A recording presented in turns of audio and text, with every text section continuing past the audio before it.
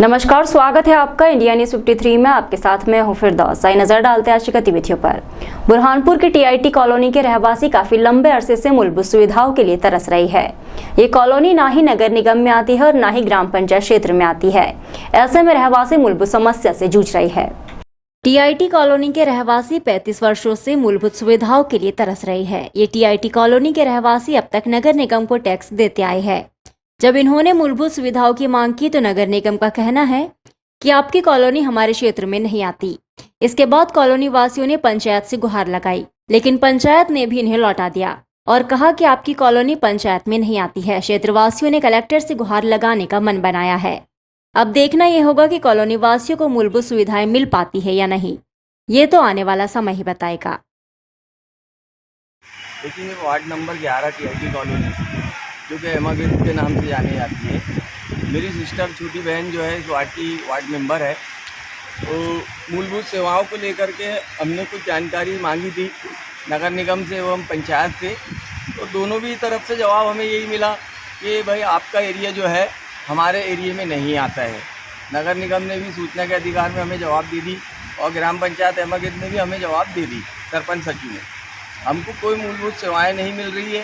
ना कचरा गाड़ी आती है, ना स्ट्रीट लाइट है, ना 35 सालों से कोई रोड निर्माण हुआ है, ना नाली है और ना ही कोई मूलभूत सेवाएं मिल रही है और ना ही इंदिरा आवास मिलता है यहाँ।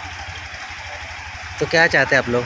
क्योंकि इसको पूरी तरीके से या तो नगर निगम टैक्स लेती है या तो नगर निगम इस एरिया को अपना एरिया बना ले या तो फिर पंचायत में कर दे। ग्राम घाघरला के जंगलों में प्रवेश के लिए तत्कालीन रूप में अतिक्रमण को देखते हुए आधार कार्ड दिखाने का आदेश जारी हुआ था, जिसके बाद वन विभाग ने केवल आधार कार्ड ही नहीं कोई भी दस्तावेज दिखाने के बाद जंगल में प्रवेश देने की बात कही है। ग्राम घाघरला के जंगलों में अतिक्रमण को देखते हुए डीएफओ द्वारा तत्कालीन रूप से आधार कार्ड अनिवार्य करने का आदेश जारी किया था, लेकिन डीएफओ से बात करने के दौरान पता चला कि आधार कार्ड अनिवार्य नहीं है। वन कर्मियों द्वारा किसी पर शक होने पर उनकी जांच पड़ताल कर उन्हें ग्राम में जंगलों के रास्ते से आने दिया जाएगा, अन्यथा अन्य कोई दस्तावेज दिखाने होंगे ताकि ये पुष्टि हो सके कि वो किसी मंसूबे से ग्राम में प्रवेश कर रही है। इसीलिए आधार कार्ड या अन्य दस्तावेज दिखाना अनिवार्य होगा, ना कि केवल आधार कार्ड।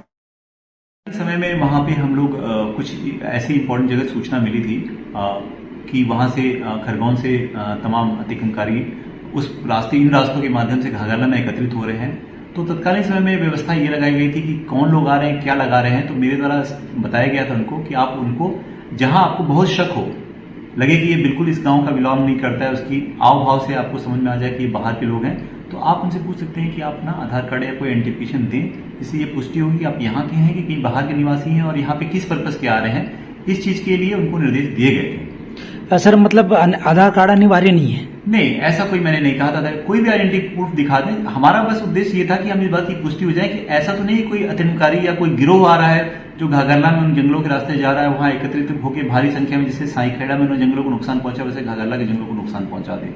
इस उद्देश्य से तत्कालीन समय में 8-9 पॉइंट्स बनाए गए थे जो खंडवा और खरगोन से जो रास्ते आते हैं बुरहानपुर जिला में, जो नॉर्दर्न पार्ट से, उनमें ये चेकिंग व्यवस्था की गई थी तत्कालीन समय। अभी इसको शिथिल कर दी गई है क्योंकि पेट्रोलिंग के दौरान ऐसी कोई सूचना नहीं मिल रही है। सभी अधिकारी वापस चले जा चुके हैं, तो अभी ऐसी कोई सूचना नहीं आ रही है। तो इसलिए व्यवस्था को थोड़ी शिथिल करके मेन पॉइंट्स पे पेट्रोलिंग के माध्यम से देखा जा रहा है। स्टॉपर्स जहां लगा गए थे उसको थोड़ा शिथिल कर दिया गया। गुजरात राज्य में भाजपा की ऐतिहासिक जीत पर बुरहानपुर सांसद कार्यालय में भाजपा कार्यकर्ताओं ने मिठाई बांटकर आतिशबाजी की।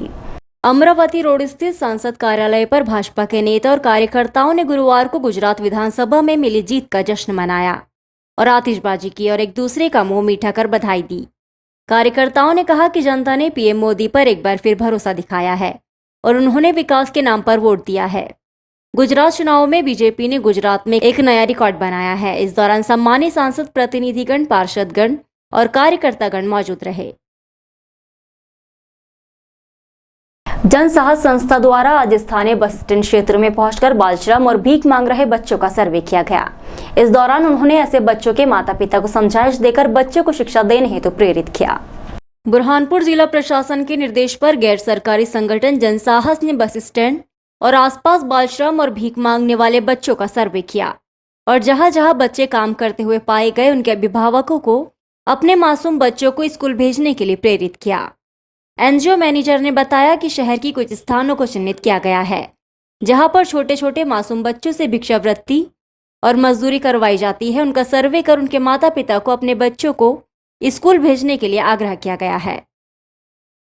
रोटी बैंक द्वारा बुजुर्गों के लिए एक मुट्ठी अनाज दान अभियान के अंतर्गत गुरुकुल पब्लिक स्कूल पहुंचकर अन्न एकत्र किया।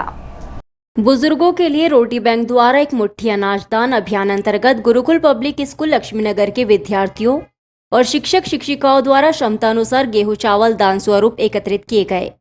इस अभियान का मुख्य उद्देश्य बच्चों में दान करने की प्रवृत्ति, सेवा भाव रखने की आदत लगाना मात्र रहा है। किसी से भी जबरदस्ती दान के लिए नहीं कहा गया, बल्कि पालकों ने ही खुशी से अनाज दान देकर इस अभियान को सफल बनाया है। बच्चों को रोटी बैंक की जानकारी देते हुए संजय सिंह शिंदे ने बताया कि रोटी बैंक उन गरीब बुजुर्गों को रोज भोजन उनके घर तक पहुंचाता है जो अकेले रहते हैं। अंत में शिंदे ने बच्चों और स्कूल संचालक मंडल का आभार माना।